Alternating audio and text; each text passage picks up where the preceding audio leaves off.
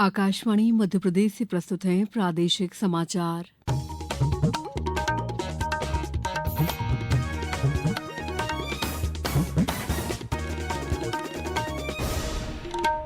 नमस्कार, समाचारों के साथ मैं दीपा सिंह। सबसे पहले मुख्य समाचार।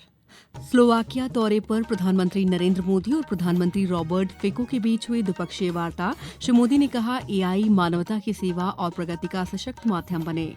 मुख्यमंत्री डॉ मोहन यादव ने सीमाओं की सुरक्षा की तरह डेटा की सुरक्षा को बताया महत्वपूर्ण। कहा, प्रदेश में साइबर सिक्योरिटी रिसर्च सेंटर की होगी स्थापना। नगरीय निकाय और पंचायतों की मतदाता सूची पुनरीक्षण का कार्यक्रम संशोधित। अंतिम सूची 27 जुलाई को होगी जारी। और मौसम विभाग का 30 से ज्यादा जिलों में हवा बारिश का अलर्ट। 18 जून तक प्रदेश में मानसून की दस्तक के आसार। अब समाचार विस्तार से। प्रधानमंत्री नरेंद्र मोदी ने भारत यूरोपीय संघ मुक्त व्यापार समझौते पर बातचीत को आगे बढ़ाने में स्लोवाकिया के प्रधानमंत्री रॉबर्ट फिको के सहयोग के लिए आभार व्यक्त किया है। उन्होंने कहा कि दोनों पक्ष इसके शीघ्र कार्यान्वयन के लिए काम करेंगे ताकि उनके उद्योगों, स्टार्टअप्स और व्यापारियों को लाभ मिल सके। श्री मोदी ने ब्रातिस्लावा में स्लोवाकिया के प्रधानमंत्री के साथ संयुक्त संवाददाता सम्मेलन को संबोधित करते हुए कहा कि मुक्त व्यापार समझौते का सफल समापन भारत यूरोपीय संघ के आर्थिक संबंधों में महत्वपूर्ण साबित होगा और भारत तथा स्लोवाकिया के बीच द्विपक्षीय आर्थिक सहयोग के नए अवसर खोलेगा।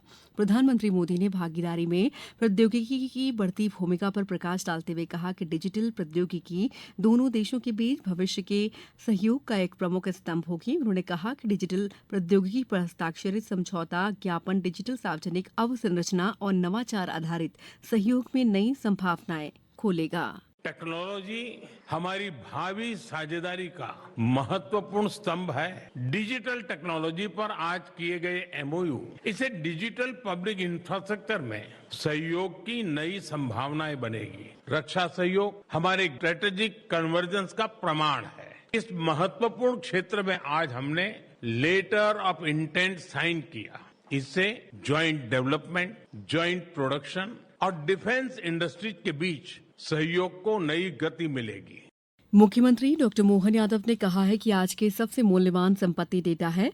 डिजिटल सुरक्षा समय की मांग है। उन्होंने कहा कि डेटा की सुरक्षा राष्ट्र की सीमा की सुरक्षा जितनी महत्वपूर्ण है। पिछले कुछ वर्षों में न केवल देश अपितु पूरी दुनिया में साइबर तकनीक और उससे जुड़ी चुनौतियों का स्वरूप तेजी से बदल रहा है।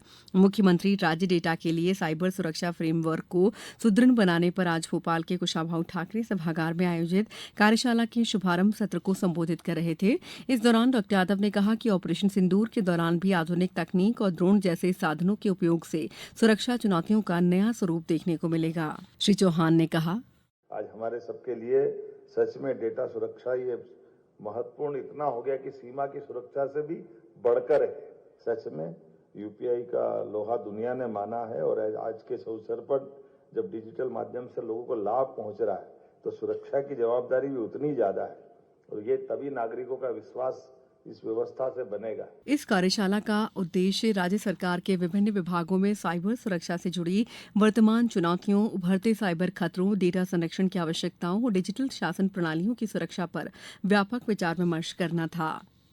केंद्रीय महिला और बाल विकास मंत्री अन्नपूर्णा देवी ने आज इंदौर की सावित्रीबाई फुले राष्ट्रीय महिला और बाल विकास संस्थान में महिला और बाल कल्याण योजनाओं की प्रगति की समीक्षा की। उन्होंने विभागीय अधिकारियों के साथ बैठक कर आंगनबाड़ी, पोषण अभियान, बेटी बचाओ बेटी पढ़ाओ सहित केंद्र सरकार की विभिन्न प्रमुख योजनाओं के क्रियान्वयन की जानकारी ली। श्रीमती देवी ने यहां कहा कि इंदौर स्थित ये संस्थान मध्य प्रदेश, महाराष्ट्र, छत्तीसगढ़ और गुजरात के लिए एक महत्वपूर्ण प्रशिक्षण केंद्र के रूप में कार्य कर रहा है। केंद्रीय मंत्री ने बताया कि संस्थान प्रशिक्षण के साथ साथ शोध और मूल्यांकन के क्षेत्र में भी महत्वपूर्ण योगदान दे रहा है। समाचारों में वक्त है ब्रेक का। ये समाचार आप आकाशवाणी मध्य प्रदेश से सुन रहे हैं। ये समाचार बुलेटिन YouTube पर Madhya Pradesh news All India Radio channel पर और Facebook साथ ही X प्लेटफॉर्म पर AIR न्यूज भोपाल पर सुने जा सकते हैं। इसके अलावा आप हमारी वेबसाइट newsonair.gov.in पर अथवा न्यूज ऑन AIR ऐप पर भी समाचार सुन सकते हैं। ब्रेक के बाद समाचारों में आपका एक बार फिर स्वागत है। नगरीय निकायों और त्रिस्तरीय पंचायतों के फोटोयुक्त मतदाता सूची के वार्षिक पुनरीक्षण 2026 के पूर्व में जारी कार्यक्रम में संशोधन किया गया है। अब प्रारूप मतदाता सूची में दावे आपत्ति 25 जून तक लिए जाएंगे। दावे आपत्तियों का निराकरण 2 जुलाई तक किया जाएगा। फोटोयुक्त अंतिम मतदाता सूची का विभिन्न स्थानों पर सार्वजनिक प्रकाशन 27 जुलाई को किया जाएगा। पूर्व में जारी कार्यक्रम के अनुसार मतदाता सूची का अंतिम प्रकाशन 18 जुलाई को होना था। सोमवती अमावस्या, सूर्य संक्रांति और अमृत सिद्धि योग के दुर्लभ संयोग ने आज पूरे प्रदेश भर को आस्था और श्रद्धा के रंग में रंग दिया। उज्जैन की शिप्रा से लेकर नर्मदा तट, चित्रकूट की मंदाकिनी और बांदकपुर के जागेश्वर धाम तक लाखों श्रद्धालुओं ने स्नान दान किया। प्रदेश के प्रमुख तीर्थ स्थलों पर सुबह से ही भारी भीड़ देखी गई। उज्जैन में आज तड़के ब्रह्ममुहूर्त से ही श्रद्धालुओं का सैलाब उमड़ पड़ा था।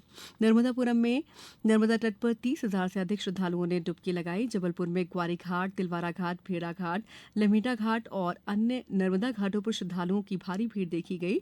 वहीं दूसरी ओर महिलाओं ने मां नर्मदा में स्नान कर वट वृक्ष का पूजन किया और पति की दीर्घायु, अखंड सौभाग्य और परिवार की सुख समृद्धि की कामना की। खंडवा जिले के ओमकारेश्वर में करीब 1 लाख श्रद्धालुओं ने ज्योतिर्लिंग के दर्शन किए। प्रदेश में प्री मानसून गतिविधियां लगातार जोर पकड़ रही हैं। राज्य के कई हिस्सों में मौसम का मिजाज पूरी तरह बदल गया है। राजधानी भोपाल में आज दोपहर बाद से तेज हवाओं के साथ हल्की बारिश हुई।